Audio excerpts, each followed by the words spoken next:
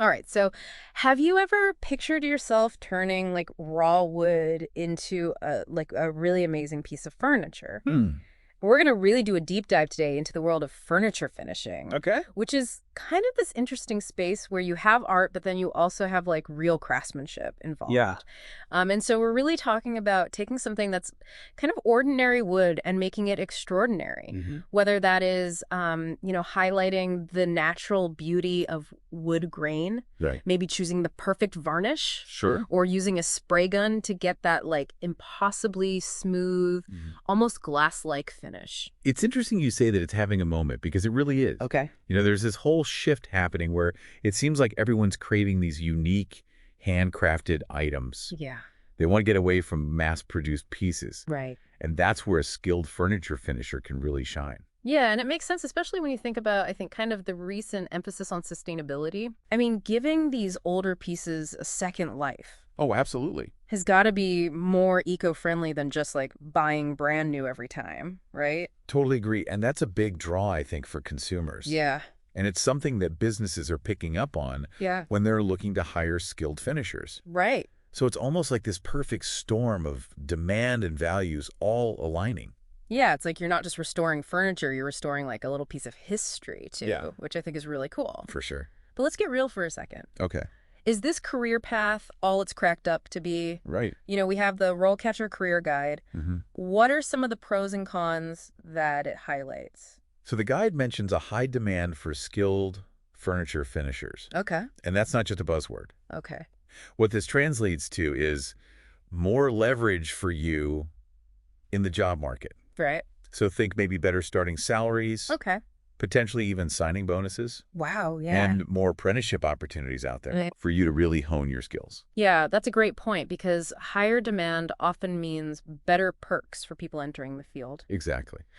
Um, and speaking of kind of perks, the guide also mentions the opportunity to restore and preserve furniture Yeah. as a major plus. Right.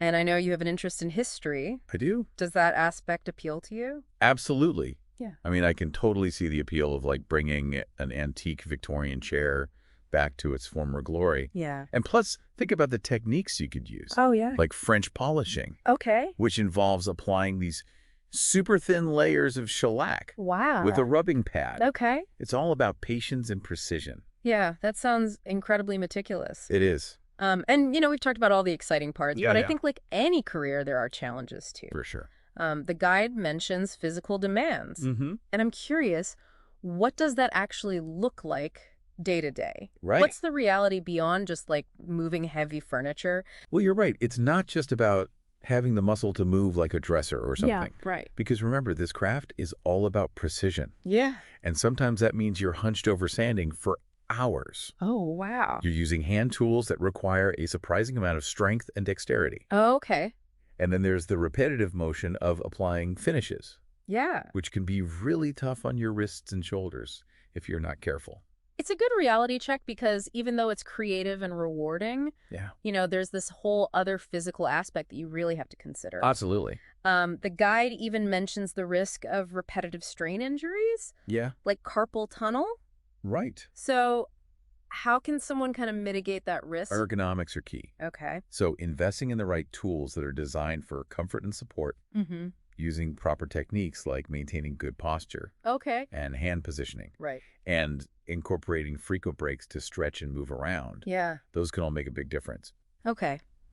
Hearing about those physical demands, it really makes me think about how crucial it is to have like the right tools and resources. Right. And that's where a platform like RoleCatcher, I think, can really come in handy.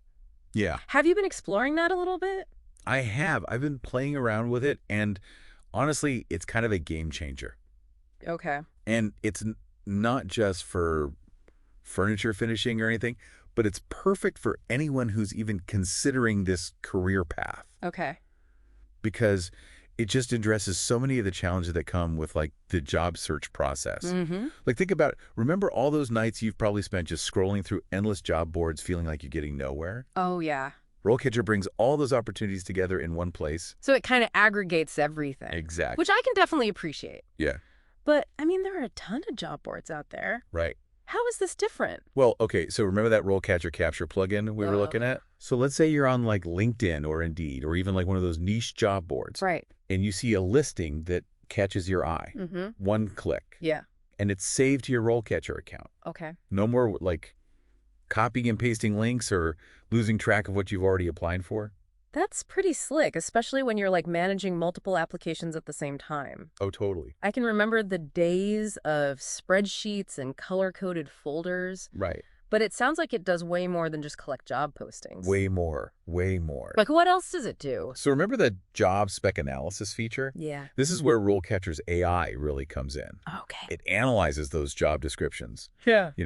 and then it pinpoints the specific skills and qualifications, Right. even the industry knowledge that those employers are really looking for. Wow. It's like having an insider's guide to what makes a job posting stand out from the crowd. So you're not just like throwing someone at the wall and hoping it sticks? Yeah. Okay. That's really cool, having that level of like insight into what employers actually want. Mm-hmm. And speaking of what employers want, let's talk about resumes. Okay. I know that's something that a lot of people struggle with, myself included. For sure. How does RoleCatcher help with that? So it's a lifesaver in that department, too. Okay. Remember those features we discussed?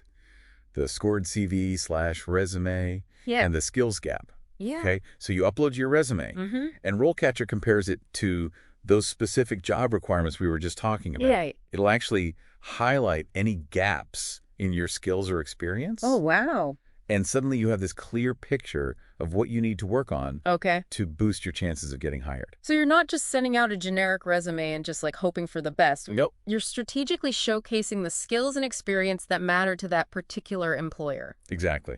Okay. I like that. It even helps you prepare for those tough interview questions. Yeah. Like, let's say RoleCatcher highlights a gap in your knowledge of like a certain type of finish. Right. Well, now you know that's something you need to brush up on Okay. before the interview. It's like having a personal coach kind of in your corner, Right. pointing out those blind spots and then guiding you towards improvement. Exactly. And speaking of guidance, we were looking at the career compass earlier. Yes. What is that all about? So the career compass is fantastic for exploration. Okay. So let's say you're interested in furniture finishing, but you're not really sure what path you want to take. Right. This tool lets you dive into like different specializations. Okay.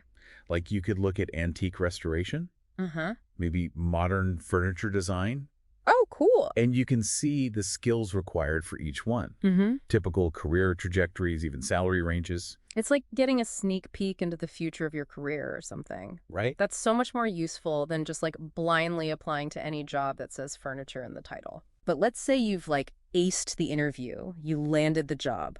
Okay. Is that where RoleCatcher bows out? Not at all. Not at all. Okay. Remember how we were talking about how it helps you get discovered? Yes. So if you opt in your profile, complete with all those skills and experience highlights, Right.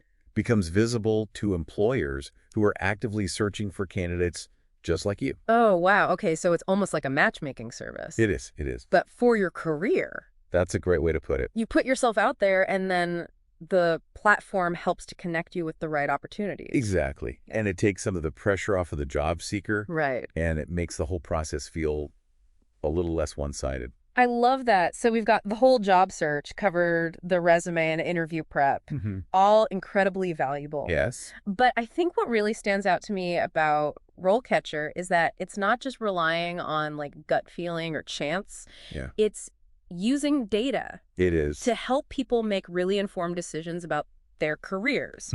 Absolutely. It's constantly gathering and analyzing data Mhm. on job market trends, industry demands, Right. employer profiles, all that stuff. Yeah. That's not information you'd necessarily have access to on your own.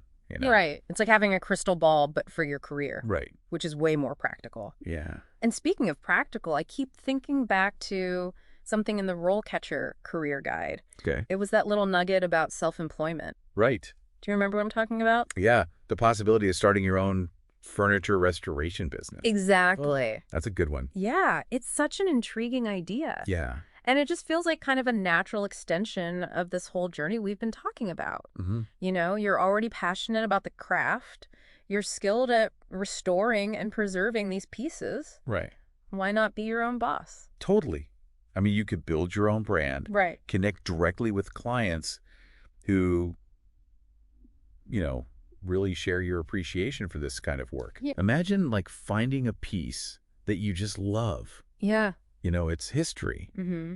And then you get to restore it and like share that story Right. with someone who's going to truly appreciate it. Oh, I bet there are some incredible stories out there just waiting to be rediscovered For sure. and given new life. Absolutely. And it's not just about refinishing the furniture. Right. We're becoming like a storyteller, Yeah. a curator of history. You become part of the lineage of that piece. Yeah, and think about like the possibilities for specialization. Oh, yeah. Like you could focus on a particular style or era of furniture, Mm-hmm. become known for using sustainable restoration practices, Right. or even teach other people Yeah. through workshops. Exactly. That's so cool. It is. Sharing your knowledge and your passion with other people who are just as excited about this craft as you are. Yeah, it's amazing to think that this could lead to I something know. so multifaceted and fulfilling. It's not just a job at that point. It's like Right. a lifestyle, Toby? a passion project. For sure. And remember how we were talking about RoleCatcher being this resource for your whole career journey? Yeah. Well, it can even support like that entrepreneurial dream too. Oh, absolutely. It's not just for traditional job hunting or anything. Right. It can connect you with resources for small business owners. Oh, wow. Help you identify potential collaborators. Okay. Even give you some insights into like market trends and demands. So it's like having this supportive network Yeah. cheering you on every step of the way. Exactly. So we've explored the ins and outs of furniture finishing. We have. From, those really meticulous hand techniques Right. to the satisfaction of breathing new life into these old treasures. Mm-hmm. We even talked about the possibility of turning this passion into a thriving business. Yeah, that's pretty great. Yeah, and we can't forget about, the importance of continuous learning, That's right. staying curious, Yeah. embracing those new techniques and technologies. It's key in any field, Total. especially one as dynamic as this. Couldn't agree more, and who knows, maybe someday we'll be featuring one of our listeners Oh, that'd be awesome. who took the leap, found success in the world of furniture finishing, and maybe even launched their own restoration empire. That would be a story worth telling. It definitely would be. Yeah. So to everyone listening, if you're feeling inspired to explore this field a little bit more, remember those resources, and that support is out there. It is. And who knows, maybe you'll surprise yourself with where this journey takes you. You never know. Until next time, keep those creative sparks flying.